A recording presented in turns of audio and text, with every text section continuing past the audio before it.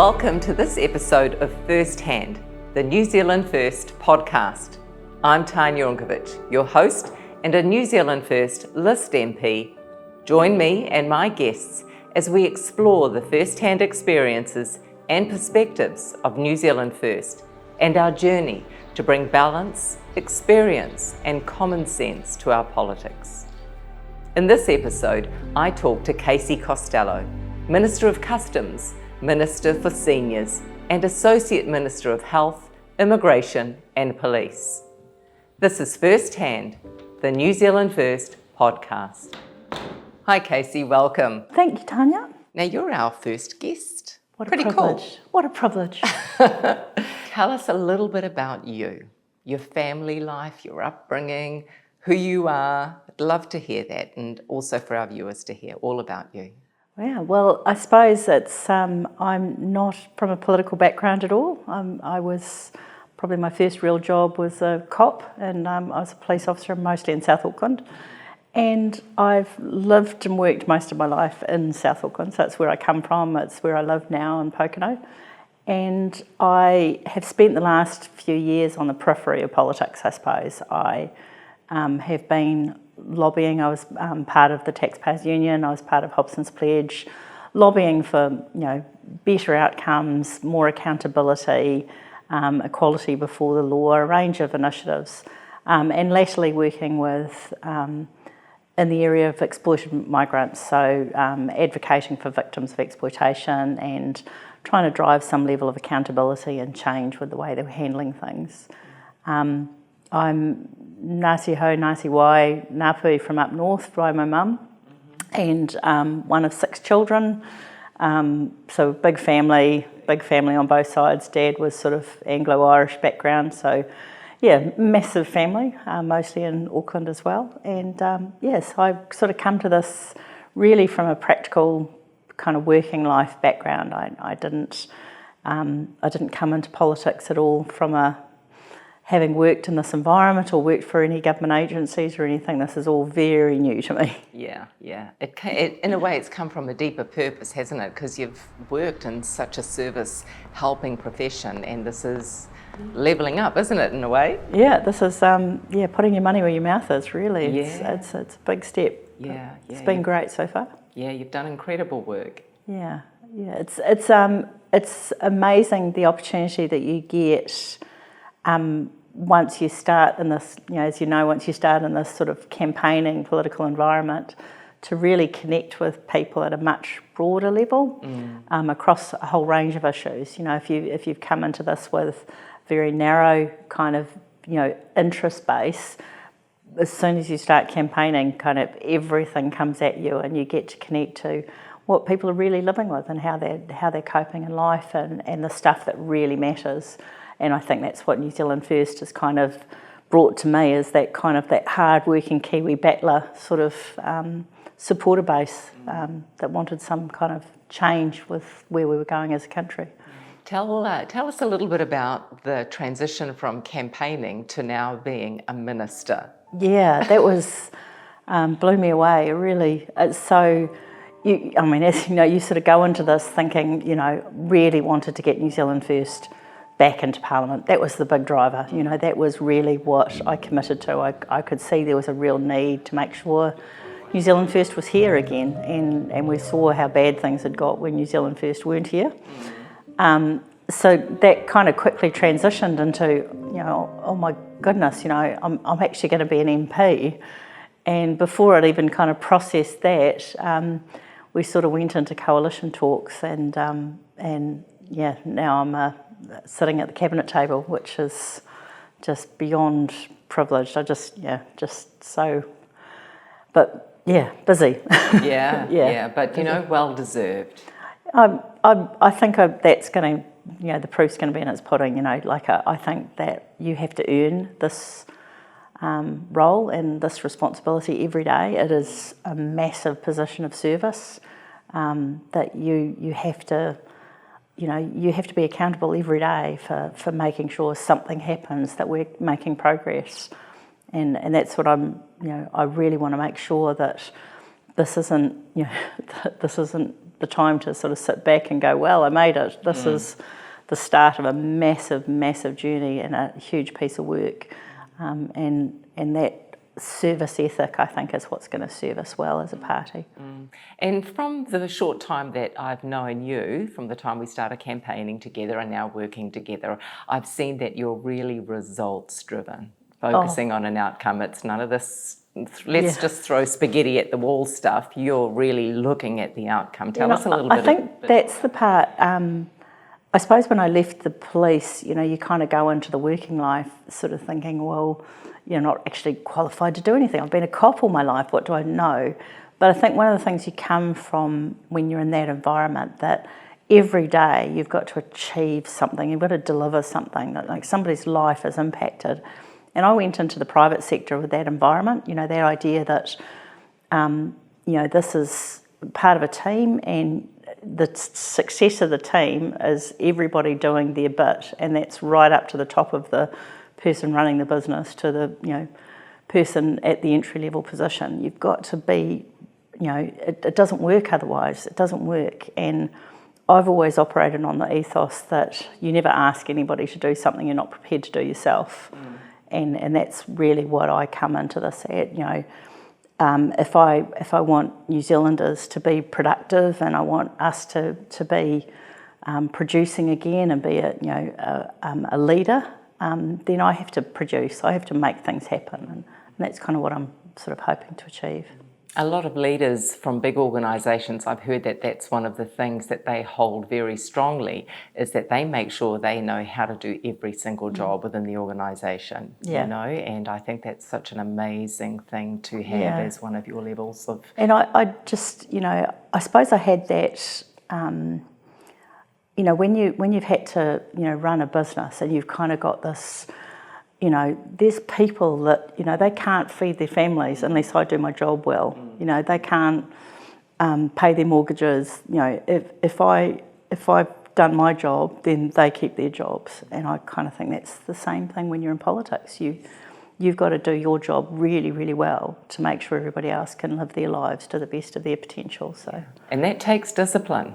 Oh, yeah. And you're going to need a lot of discipline, because look at all of the roles you've got. Minister of Customs, Senior, and Associate Minister of Health, Immigration and Police. Yeah.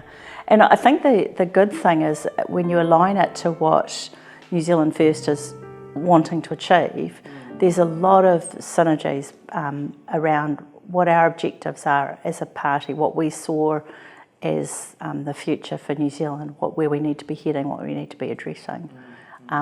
So I've been, I'm thrilled with the portfolios I've got, and that there's really good plans ahead for us, what we want to achieve and what we want to deliver, what we campaigned on. Yes, well, one of those was having 500 additional police. Yeah. Speak to us about that.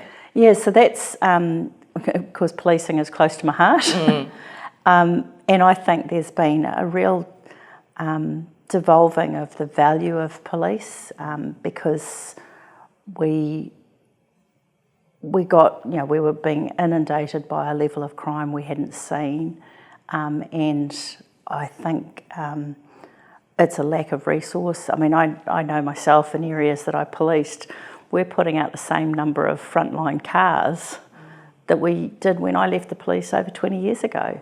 We haven't increased frontline resourcing. We've got a lot of initiatives and narratives, but not the investing in the frontline staff, the people that show up when you ring 111. And that's where we want to make sure that resourcing is being directed. And 500 new staff is it's a big task. But that's what New Zealand First has always delivered. We've always managed to resource policing. We've always committed to growing that frontline capability, and we'll do it again. And I think it's essential. Well, it's been the consistent message, hasn't it, for many years now. And once again, New Zealand First are delivering on that. Yeah, fantastic. And that was part of a big part of the coalition agreement. When you go through it, it was like our promises, our commitment, what we campaigned on is there, and I think we've got real opportunity to make things happen. Fantastic. And seniors. the policy. Great love for you, as it is for me. Speak to us a little bit about why that is. Yeah, we'll be doing a lot of work on that, Tanya. Yes, me and you. I'm reading about it. I think that's it's this idea, and it's kind of that I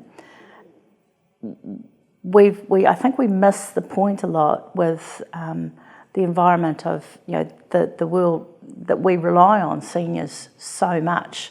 In so many aspects, we look at the retired sector as if they're now a cost, but they're contributing so much to keep the wheels. I mean, I can't think of an organisation that isn't reliant on a volunteer base that's supported by seniors. And the reality is, I think we've shifted a lot as our demographics change, that idea that, that everybody owned homes once they retired, that's just not the case anymore. There's real hardship being faced in that demographic, and we as a society owe something to that. And New Zealand First has such a good record. We've done so much in this space because we take it seriously. We've committed to it, and so I think having the opportunity of being the Minister for Seniors is fantastic, because it's something that we know well, like as a party we know well, we understand it, and it's a real opportunity to roll up our sleeves. I mean, the foundation is providing an assurance that the retirement age will remain the same, but there's a lot of things that we can do to support everyday actions, everyday things that would make lives better, and understanding what the challenges will be around housing, around healthcare, even issues around the seriousness of elder abuse and the amount of support that needs to be given into that space. There's a lot of work, but I think we've got a fantastic resource within the party to really deliver on our commitments and our policy promises. So, we'll get there. Loneliness is something that people don't often talk about, is it? But it's something that they're really struggling with. Yeah. And one of the great things about having the gold card is that they can get on a bus and be within a community very quickly. Yeah. That enables them to have that community connection. and also there's some periphery things that we've looked at as a party for New Zealand First, is the ability to build 60 square metre houses with only an engineering report to ease up the consent process, and that creates a whole lot of flexibility around subsidiary dwelling options, having families come together, particularly in the Māori and Pacifica environment. It will be a really good initiative if we can push that, take some pressure off the housing market, and resolve some of that isolation factor when you can have some flexibility around how you can use your property and your land. So I'm really excited to kind of think outside the box a little bit and get moving on some of this stuff. What a wonderful thing to do for family as a whole. Yeah. And it is and particularly Māori and Pacifica communities, and Asian communities, that idea of being able to build multi-generational families together will be really exciting. I think it's a really great policy position, and I'm looking forward to being able to get some work done on it. Well, being Croatian, it would be great to have a whole lot of mamas living in the back, on the back section, because they cook until the day they die. They'll be cooking for the family. That's what I was thinking with my mum. That'd be great. Yeah, wonderful. Wouldn't be great for the waistline, but...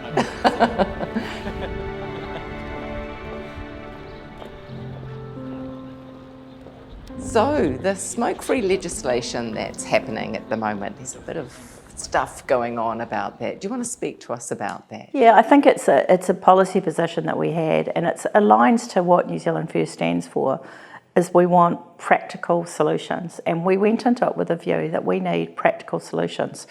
We want to eliminate the harm that nicotine causes to our communities, particularly the Māori and Pacifica communities, but we totally agreed on the outcome. We just didn't agree on the way it was being delivered, and so that's what we're pushing forward. Is I think there's been a real misunderstanding around the idea that this was to do with repealing the legislation as a whole, and it's not. It's about changing some of the steps towards how we're going to achieve the goal, and really look at practical solutions, and recognising that there's some better ways to achieve the common goal, and without that kind of thing that happens when you have a lot of legislation where you kind of ended up with unintended consequences. And the unintended consequences where we were kind of ending up in a pseudo-prohibition role, function, and prohibition when you're dealing with addiction to the level that we're at now. I mean, the latest health survey was we're at 6.8% of New Zealanders routinely smoke. Smoke-free target is 5%. So we're so close. But we're now at the point we're dealing with really nicotine addiction stuff, and therefore you've got to be a bit smarter about how you achieve those outcomes. And I think that a whole lot of regulatory prohibition type enforcement wasn't going to get us to that target, and I think there's a lot smarter ways that we can do that. So I'm getting a lot of advice around how we can achieve those targets without creating bigger black market and all of those sort of unintended consequences that were going to occur. So we'll work through, and hopefully in the new year we'll have a really clear strategy around how we're going to achieve that.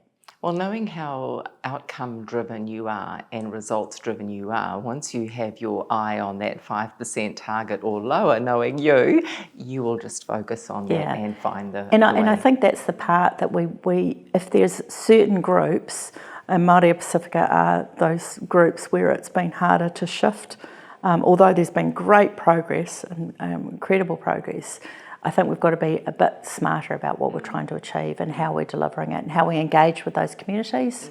And, I'm an ex-cop, I love prohibition. Yes. I like to tell everybody no, but it's just that's not going to work. It's not going to deliver what we want. Yes, so, the pluses and minuses of it perhaps. Yeah, great. So we'll get there.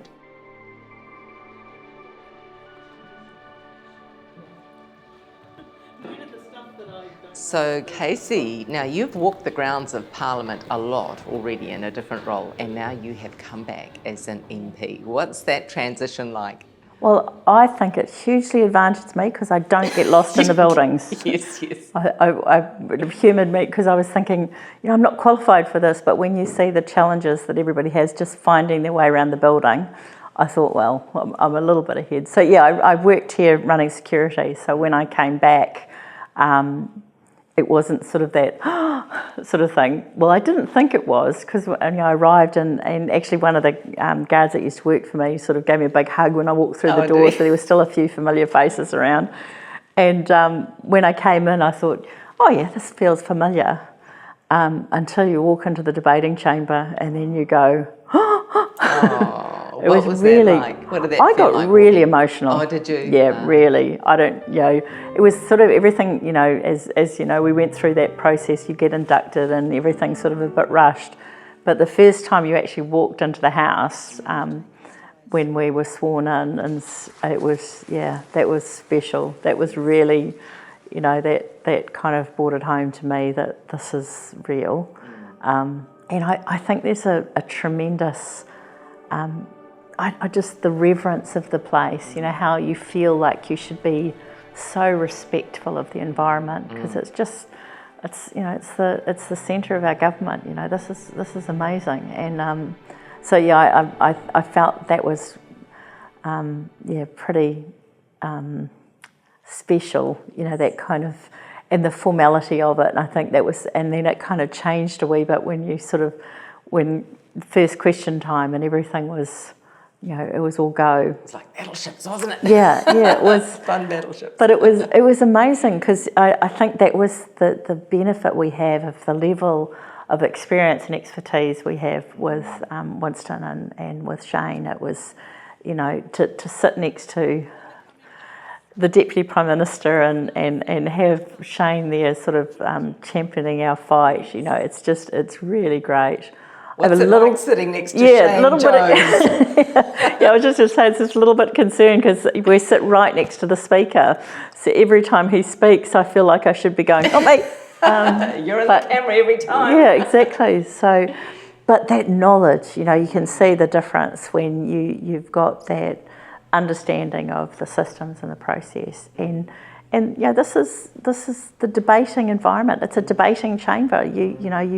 You're stood by your oratory, your ability to deliver your message and argue your position, and I think that's a really important part of our legislative process is you should be able to stand by what you're proposing and be able to argue that position and defend that position. So I think we've got great teachers to learn from. We sure have. Yeah. So and speak of delivering, you delivered your maiden speech this week. What did that feel Yeah, like? both of us. Yes, you went up first. And, that was. I was. I wanted it to be reverse. wanted to be reverse order. So it's just. But yeah, what an amazing. I think that I went from that feeling like, I just want this to be over, because there was just so much, going on and so much importance placed on it. But when you got to stand in front of your family and the house and explain why you were there and what you wanted to do, tremendous experience. And I think it's a really important process. I don't know about you, but when you you actually got to sit down and think, why am I here? What do I stand for? What do I want to do?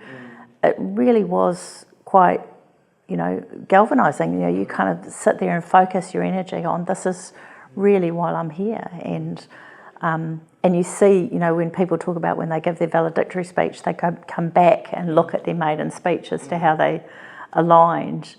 I think it's a really important process, and everyone that kind of gets to stand up and give that speech, it's extraordinary. It's extraordinary. Yeah. And I think because it's your story, like it's the one time you're going to stand up in the House and talk purely about you and about who you are. I think you don't get that chance again till you leave. So I think that was I found that really amazing, and having the luxury of having the people that you love and care for with you on the day. It's really cool. Made it special, didn't it? I don't know about you, but writing my speech, I had to always, well, not always, but I would always check in myself. Don't write from here, Tanya, write from here. Yeah.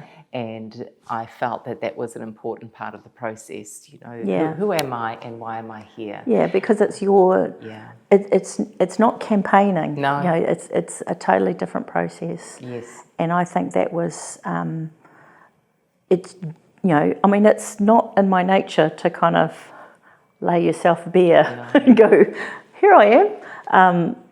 It's just beautiful. Not in my nature. But I think it's an important process to really be honest with the public as to this is who I am and this is what I'm, and hold me to account to it. That's my statement. Hold me to account to it. Yes. And actually, as you were reading yours and I was weeping, I was going, oh, geez, Casey, you've made me cry.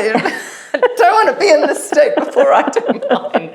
I'll blame you for that. Yeah. Oh, that's amazing. It was amazing listening to your and I think it's that even we got to see each other, understand each other's story and journeys, because we've been doing this as a business. Yes. We've been campaigning and we've been, but to actually sit down and listen to each other in terms of our individual stories and what brought us to this place, I think it's brought us together as a team really close as well. Bonding, wasn't it, in a way? Yeah, it was lovely. Yeah, overcoming the terror of it. Yes, and when we look back, we'll go, gosh, how privileged were we, to do this. Really an honour. Yeah, and that's what I think. I think all of that that sense of responsibility that we now have, not just to the people who voted for us, but to New Zealanders. We have a commitment. Yeah. We've sworn an oath and we've made a promise, and now the work starts.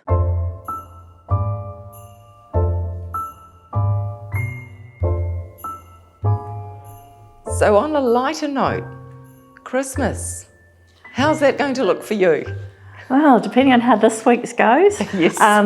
We'll be in urgency, so I'm hoping just to head up north with my mum. So she's way up north on the Whangaroo Harbour. So hoping to get home as soon as I can and spend a few days, catch my breath, as you will be wanting to do as well, Tanya, that just to take a few moments to, it's in Māori you call it your tūranga waiwai, your place where you find peace, and that's where I need to go and recharge and put your feet in the sand and breathe the fresh air. So that's the goal, to get up there and just be back at home. And what will your Christmas table look like? Will you have the traditional turkeys and hams? Oh no, we're very much anything out of the ocean, pretty much. Anything out of the ocean? That's Mum's ideal, is pretty much anything that you can get out of the sea. So we all have our jobs. Yeah, they've all got to go and collect. Pretty much, she's got all her grandchildren trained as to who does what and who's of the most use to her. So my son's the oyster collector. Is he? Oh, excellent, so excellent. That's how it works. Yeah. And you can now say, I'm too busy to do anything. I'm sorry. Oh, yeah. There's nothing more grounding than family, is it? Like, I try running the "Do you know who I am?" line, and they just roll their eyes and do the dishes. We'll bring you back down to ground again. Yeah, exactly. That's the big part of it. But well, look, Merry Christmas to you. Have a wonderful Christmas. Thank you very much. No doubt we will be connecting again on another podcast really soon. Thank you. Tanya. Thank you for joining us for the first few episodes of FirstHand. We'll see you again in the new year.